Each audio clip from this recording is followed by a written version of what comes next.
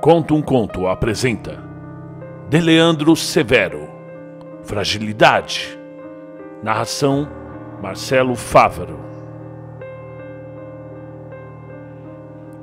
O que é medo? O que assusta de verdade? O que poderia ou não causar desconforto extremo em alguma pessoa? Cada dia que passa, a medicina avança, mas o ser humano ainda permanece um mistério. Nunca se deve duvidar da capacidade da ciência em pesquisar mais e mais. Porém, nunca se afirmará com clareza onde finda o abismo da alma humana. Sinto que você está lendo essa história e, se é um leitor assíduo do gênero, suponho encontrar no decorrer do meu relato traços, influências de outros escritores. O ser humano é passível de admiração, adaptação, inclinação, imitação para, somente após esse processo, ser criativo. Contudo, não acho em tudo que eu já vi e li algo semelhante a essa história. Bem, ela é um tanto, como eu posso dizer, peculiar. Ekov et Olaf, apelidado apenas como Ed, descendente de orientais, por isso um nome diferente. Durante toda a minha vida, durante toda a minha história, morei em cidades e sempre tive uma vida simultaneamente agitada e sedentária. O isolamento social e o convívio com as pessoas que me cercam são camadas que simbioticamente se mesclam nos meus minutos de existência. Trabalho como atendente no telemarketing, numa empresa de grande porte. Até que o salário é razoável. Bato metas, mas não faço amizades. Ganho prêmios, mas não acrescento nenhum contato a mais na minha agenda. Se eu recebo uma mensagem, logo excluo. Se não me agrado com conversas iniciais, termino-as. Faço academia e Cooper 3 vezes a semana. Alimento-me bem, corto o cabelo, faço a barba. Tenho uma espécie de tara pela cor dos meus dentes, ainda muito conservados. Sou magro? Não, nem gordo. Sou comum aos olhos dos padrões da sociedade. Moro sozinho numa casa próxima a um córrego. Eu não possuo carro, não tenho interesse em gastar com IPVA e nem me exibir com coisas supérfluas, como um som estridente e relacionamentos movidos a interesses. Uma característica minha é ser centrado, focado e até, eu sei que é clichê dizer isso, mas perfeccionista mesmo com os meus alvos. Se quero estudar engenharia, medicina, administração, moda, não importa. Interessa-me e eu me aproprio de alguma forma. Irrito-me fácil e odeio psicólogos. Não sei o motivo, mas, sabe, consultórios psicológicos me causam mais desconforto do que qualquer odontológico por aí. Eu não gosto de falar da infância. Na verdade, bola pra frente, vida que segue. O baile ou não? Bem, estou rindo aqui, mas eu perdi minha mãe aos 9 anos. Ela morreu afogada ao cair num lago profundo. E como só estávamos eu e ela, não pude fazer nada. Bem, mudemos de assunto. Eu já me envolvi em 2 brigas na empresa onde trabalho. E acabei agredindo o supervisor da minha área certa vez. Não deveria ter feito isso, mas eu quis. Muito me irritava e não levo desaforo para casa, isso todos sabem. E por incrível que pareça, não fui eu o mandado embora, mas o supervisor. Deve ser, sei lá, porque dava mais resultado que ele. Eu não sou de namoros ou paixões frívolas. Ou é relacionamento sério ou nada. Mas eu dava minhas escapadas, afinal ninguém é de ferro.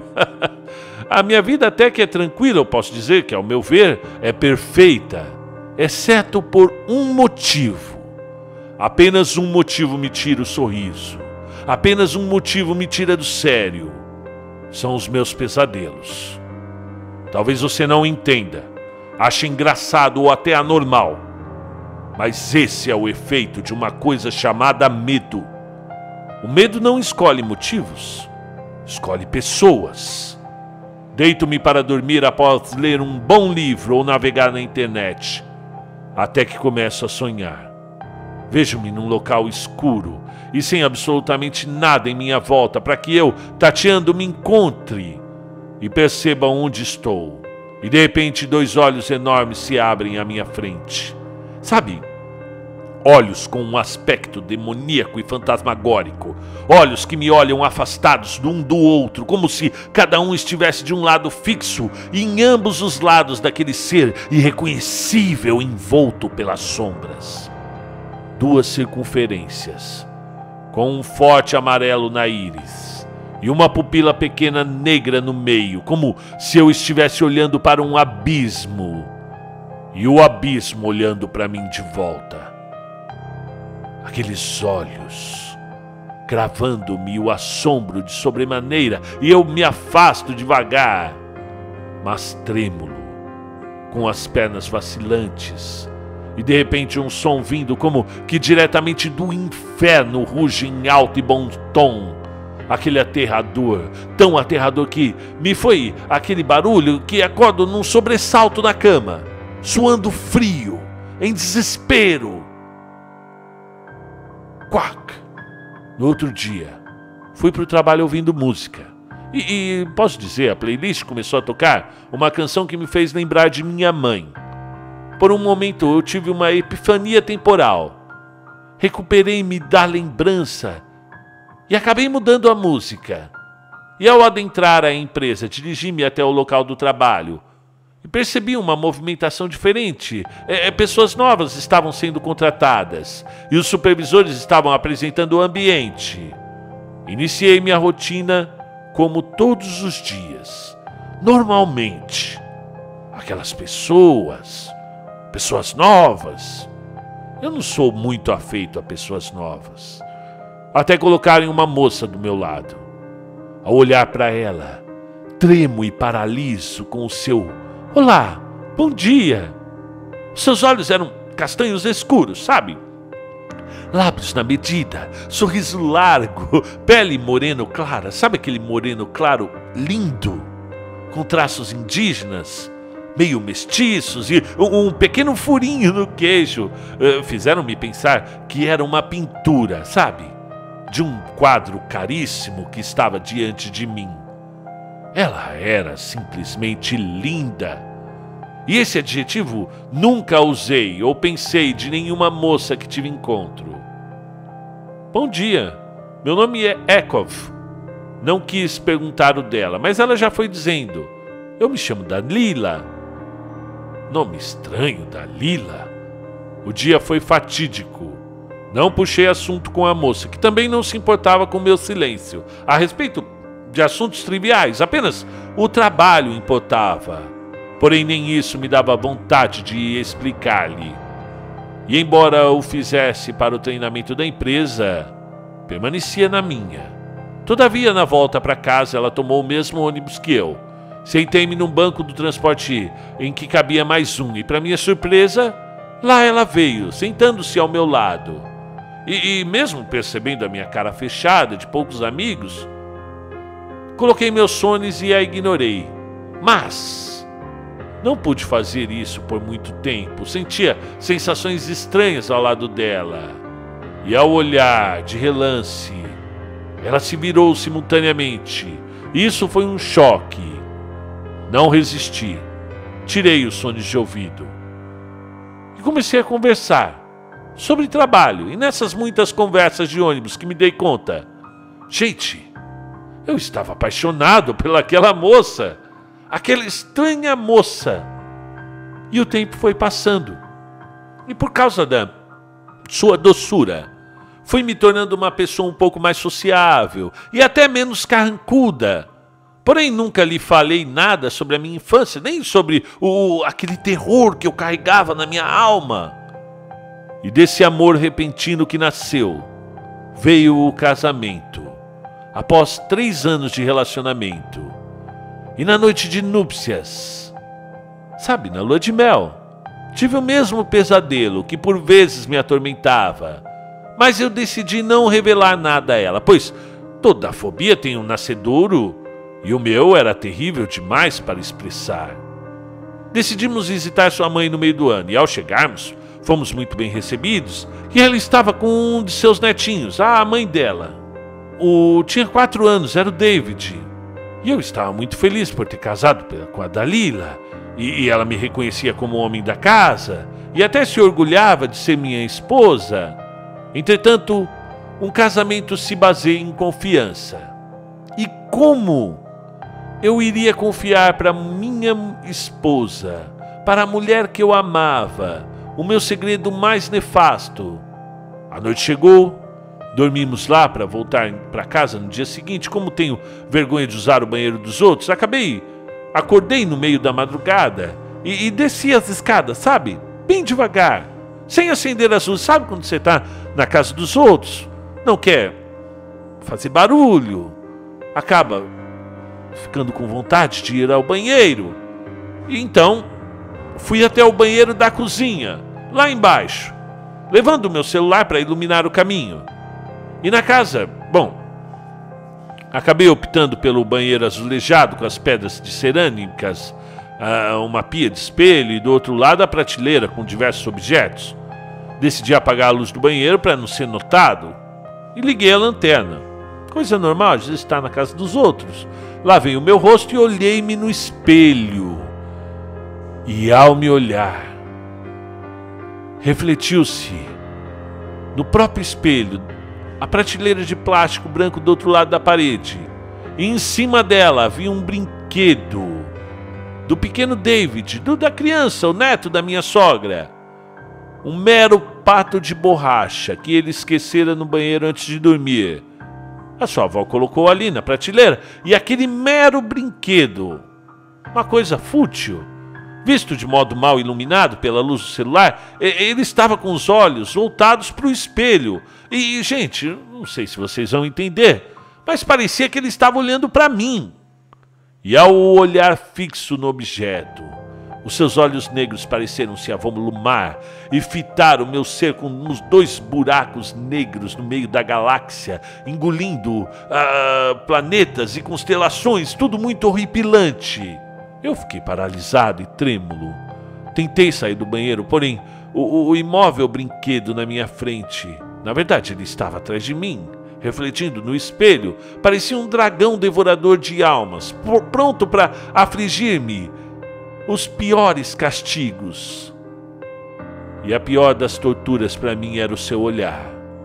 Pareceu que as dimensões do pequeno cubículo azulejado transformou-se numa masmorra, e a minha respiração tornou-se pausadamente forte e ia acelerando junto com os batimentos cardíacos, e a minha lanterna se apagou de repente. Gente, eu tentei reacendê-la, mas eu não consegui, por causa dos olhos do pato de borracha.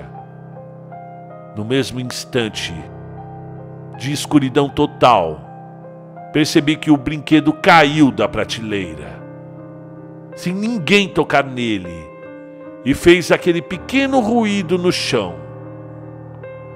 Foi como se tivesse descido às profundezas da terra sombria e gritasse o meu nome com aquele barulho. Minha mãe veio à mente como um raio e soltei um grito estridente, um grito de desespero, fazendo todos na casa acordar. Logo na primeira visita, logo no primeiro dia, eu não podia ter gritado daquele jeito. Imaginem, na casa da sogra, tinha acabado de casar. Ao contar para minha esposa e para minha sogra o que me assustou, é claro, não me levaram a sério, ridicularizaram-me. Porém, eu estava tomado de um terror tão grande que ser entendido ali não fazia nenhum sentido para mim. Até que minha esposa, aquela mulher que eu amo, a mulher da minha vida, me perguntou, quando já estávamos em casa, qual é o seu verdadeiro medo? E eu expliquei a ela. Se chama anatidaefobia. Anatidaefobia? Ela estranhou porque nunca ouviu essa palavra. A maioria das pessoas não. Imaginava que seria uma fobia, sei lá, por causa do escuro, do estresse ou algo do tipo. Mencionei o significado da doença e pareceu-me ainda mais ridículo. Tratava-se do terrível e desesperador sentimento de estar sendo vigiado por um pato. Isso, por um pato. E de repente vejo uma das cenas mais humilhantes da minha vida. Vocês não vão acreditar. Ela riu de mim. Ela riu de mim. E é claro, eu nunca tolerei desaforos de ninguém. Sempre tive uma fama de uma pessoa, sabe, de sangue quente. Eu era muito respeitado por todos que estavam em minha volta, ou pelo menos achava que era. Porque ninguém ria de mim na minha frente. E minha mulher nunca reclamou de mim em nada. Eu era o exemplo de homem perfeito, pelo menos eu achava que era. Até ela descobrir o meu maior medo. O medo de ser observado ou vigiado por um pato. Porém, quando eu percebi que fui levado a motivo de riso, uma cólera enorme instalou-se no meu coração e desde então, aquela mistura efervescente de ódio, de desamor, de vergonha perpassaram a fazer parte da minha vida. E foram 5 meses da minha mulher amada fazendo piadinhas em momentos inadequados. Por mais que sua intenção fosse apenas meros gracejos zombeteiros de um casal. Vocês sabem, casais brincam um com o outro, fazem pequenas piadas. Você tem medo de barata, o outro tem medo de lagartixa. Mas não isso. Isso era muito maior. Aquilo me corroía por dentro. O abraço da minha mãe me fez falta aquele dia.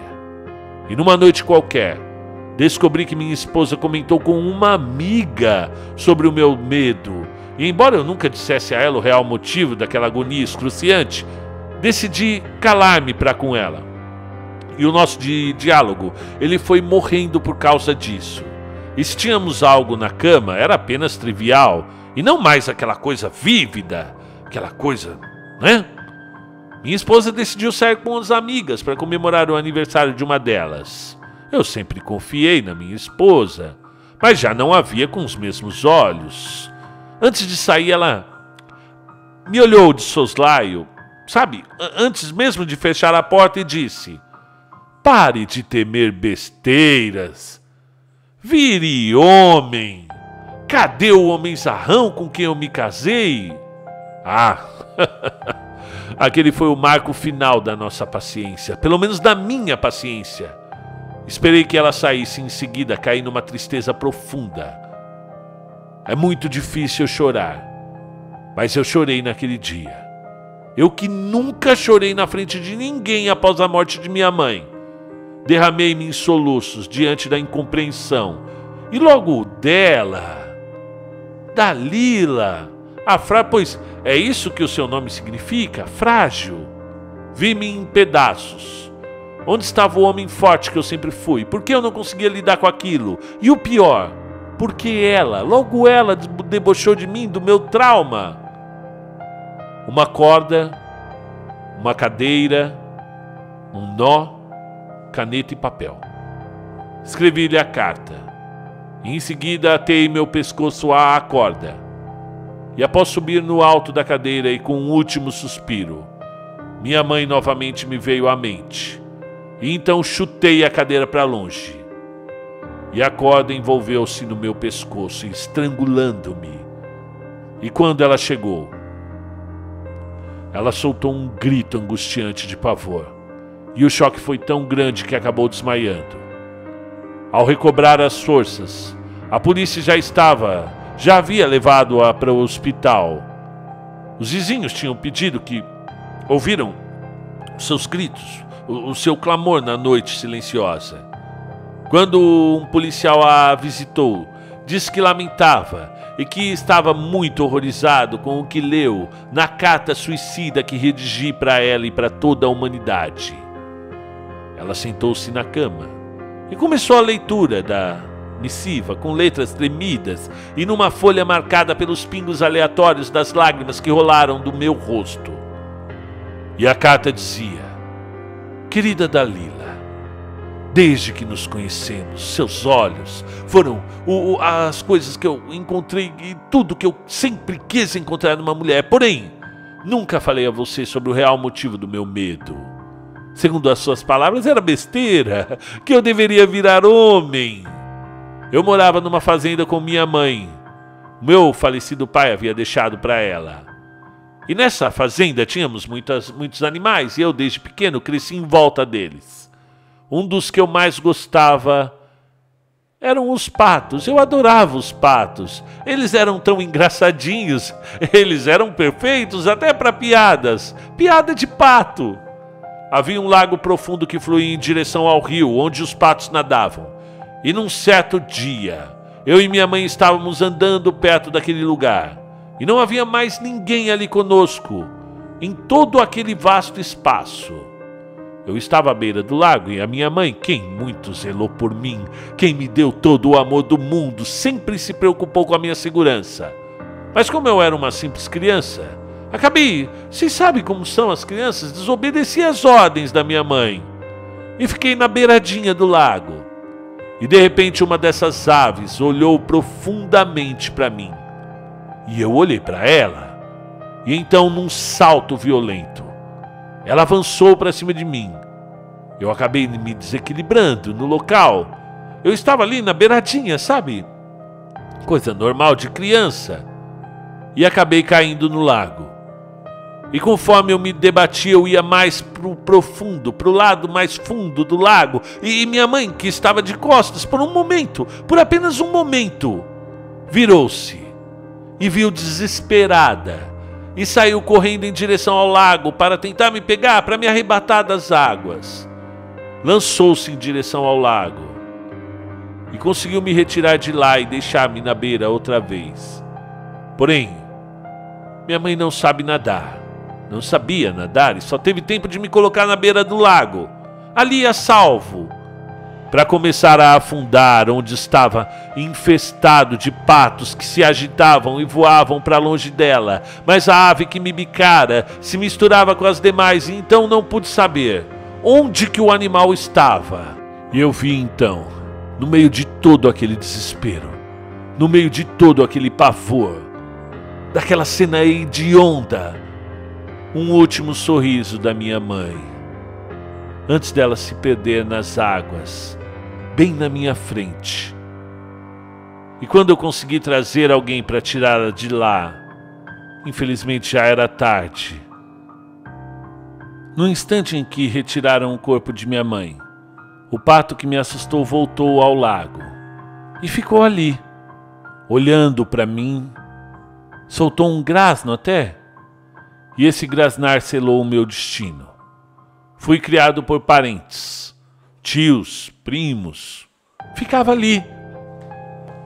Eles moravam na cidade quando eu completei 17 anos. Decidi conquistar tudo o que queria e tornar-me uma pessoa fechada e introspectiva. E foi assim, até que eu te conheci. Porém eu, que sempre tive tudo o que eu desejei, o respeito aos olhos de todos, não tive a mesma coragem de lhe contar sobre isso. E foi sua incompreensão que me levou a esse ato. E eu espero que não chore, continuo te amando. Seja lá para onde eu vá agora, porém, aqui o grasnar maldito desse pato maquiavélico não me alcançará. Nem a incompreensão do mundo diante de toda a minha fobia, nem os seus deboches. E eu deixo tudo o que tenho para ti. Até minhas músicas do celular. A que minha mãe sempre cantava para mim era simples. Não sei porque você se foi, quantas saudades eu senti, e de tristezas vou viver, e aquele adeus não pude dar. Você marcou na minha vida, viveu, morreu na minha história, chegou a ter medo do futuro e da solidão que em minha porta bate. E eu gostava tanto de você. Ela me ensinou essa canção naquele mesmo lago. PS, espero que não tenha achado graça dessa carta, assim como achou do meu medo. Do seu Ekov. Fim do conto.